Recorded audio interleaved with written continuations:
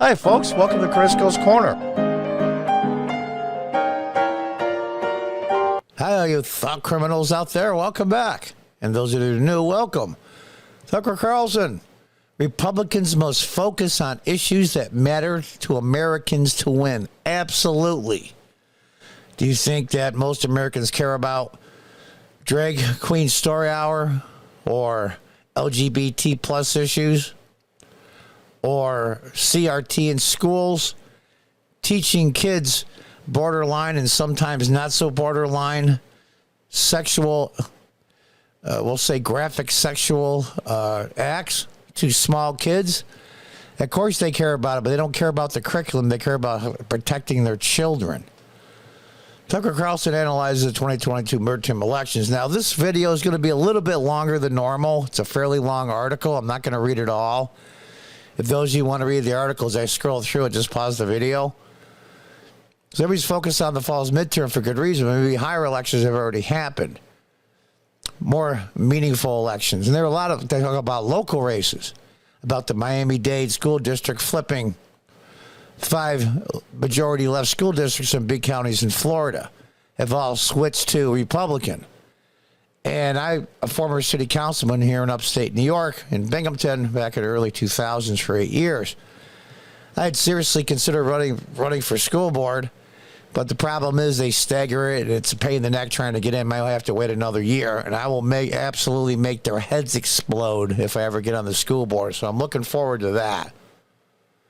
Miami-Dade alone is one of the biggest school districts in the country. It's got more than 300,000 students. So this change has major implications. Yes, all politics, it's who's the old speaker? I forget his name that said all politics is local. Republican Party this year is already working to change things. They just voted to ban race, hatred, and gender cult ideology. Excellent. So there may be a lesson here. You're absolutely right, there is. How do these Republicans win at the local level? Because they tell things that matter to voters and parents. It's not just because it's a red wave year, because actually it's not really a red wave year so far. In other races so far, special elections, Republicans have been underperforming amazingly. And he goes on to say about the numbers in certain House races in a district close to where I am, where Molinaro lost. So why is the question? How could this be happening? Well, the Democratic Party has a really simple explanation. Abortion. Everything is about abortion. Yeah, it is to them. Race, systematic racism, and abortion. That's the only two things they ever pound on. Democratic voters are really mad about Roe v. Wade, but let's tell the truth here. The Republican Party may be at fault by alienating its own voters and not getting them to the polls. That's actually true. The 2 fiasco Senate races in January in Georgia, if you look at the numbers, the Republicans compared to 2020, which was just 3 months before that, actually 2 months, a lot of Republicans stayed home. And those races were razor sharp, razor thin, and the Democrats took control of the Senate. If they had held on to the Senate, the Republicans, all this craziness would not be happening. Republicans are underperforming this year because turnout in rural communities are only about 30%. Yeah, that really sucks.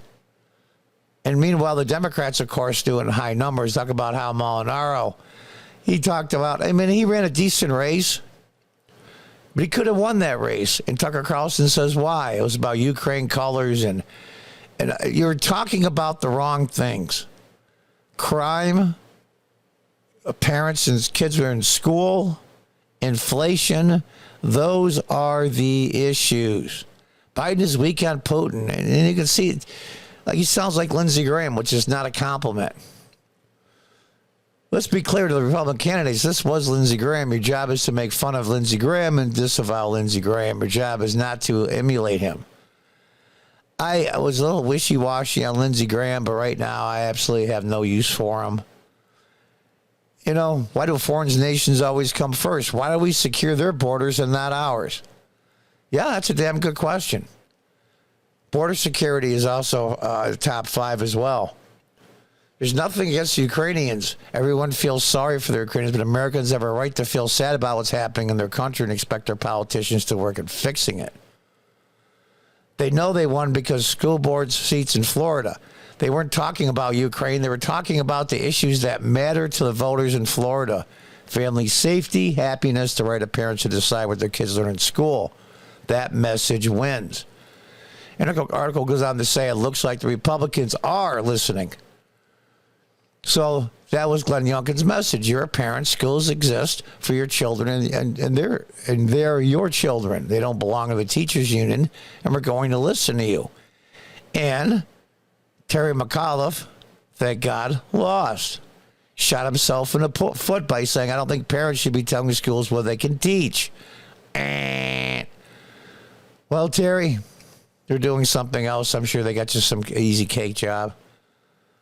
So it turns out Republicans who focus on things that matter, families, protecting families, will win. And it goes on to say about DeSantis and banning teachers' union from talking about SCX with their kindergartners because it's creepy. Yeah, it is creepy, and it should be illegal. He also fired a prosecutor who refused to enforce the law. Yeah, it's amazing. When you make yourself above the law, you have violated your duty and have neglected your duty, and when you are displaying a lack of competence to be able to perform those duties. So today, we are suspending State Attorney Andrew Warren, effective immediately, a.k.a. you're fired. So enforce the law. That's a winning message. I'm old enough to remember 1968. You can hate Richard Nixon or love Richard Nixon. That was about law and order. And in 1968, it was a huge victory for him and the Republican Party. Law and order. Ronald Reagan, same thing. You get to say how your kids are taught in school and other things. You're in charge of your children, not the government. Opportunity for all. Wages going up. Low inflation. The list, we go through all the list. And it was a winning message for Reagan. It was a winning message for Nixon. And it was a winning message, just barely, for Trump. Why don't they go back to that? And this is a really interesting paragraph, and probably going to be some people take exception to this. We can never amnesty any illegal alien, period. If your first interaction with our country is to break its immigration laws, let's highlight that. You will never get amnesty. I wouldn't say never. My position would be you have to wait a minimum of 5 years. I'd rather have 10, but 5 years would probably be the compromise. You have to leave the country, apply for amnesty, and you have to wait 5 years before your case is worked on. You're here unlawfully. You have broke the law. And those of you out there that say, well, they're here for economic reasons and they're risking their lives because they're so desperate, that's probably all true, and I feel badly about that. I truly do. But economic hardship is not on the list of things to get sanctuary for and become a citizen. You will never become a U.S. citizen. That's a little harsh, but I can't say I can disagree with it. This is the line in the sand. We will never cross it. We have to stop incentivizing illegal immigration. If you're not deporting people, you don't have border security, especially in the Southwest. That is huge. And I'll tell you, I was in Tennessee 3 times in the last year. All the gas stations and stores, everybody's speaking Spanish. Now, this wasn't Nashville or some big city. This was in Crossville, population of 20-odd thousand. They're all over the country. It isn't just border states. Once they get in the interior and they're taking away jobs from Americans, a lot of them are good jobs, construction jobs that pay decent, minimum wage jobs that hurt low-income people and minorities disproportionately. It's most likely they want to lose. They're calling for gun confiscation, guns from law-abiding citizens, which will make you as reliant as possible on police forces that are underfunded. Yeah, let's take away your Second Amendment rights, and at the same time, let's cut the police force down to nothing. How are you going to defend yourself when it takes 45 minutes to an hour for a cop to show up? And I used to be a councilman, and I was always endorsed by the local police union. I think highly of them. They do a good job. They think about canceling Mardi Gras because there's no cops. In Seattle, the city council just reported average immediate responses up in nearly every precinct was compared to the last 4 years of data. Austin, Texas, police chief recently admitted that response times in the city's most serious emergencies are drastically slower. Yeah. So there's a huge problem. And especially for the part that Trump lost and a lot of the Republicans lost is suburban college-educated women. The Republicans lost that percent huge in the last election in 2020.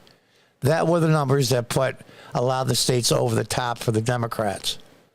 College-educated suburban women, the mama bears. And now you're putting their kids at risk. Focus on what they think is important.